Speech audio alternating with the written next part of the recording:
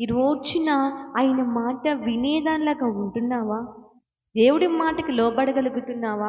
దేవుడి మాటని తిరస్కరిస్తున్నావా? దేవుడి మాటకి లోబడుతున్నావా? ఈ రోజున నువ్వు దేవుడి మాటకు లోబడినట్లయితే భూమి యొక్క మంచి పదార్థాలను నువ్వు అనుభవిస్తావంట. ఆ రోజున ఆదాము అవ్వ దేవుడి మాట విన్నారు కాబట్టి మంచి పదార్థములు అనుభవించారు.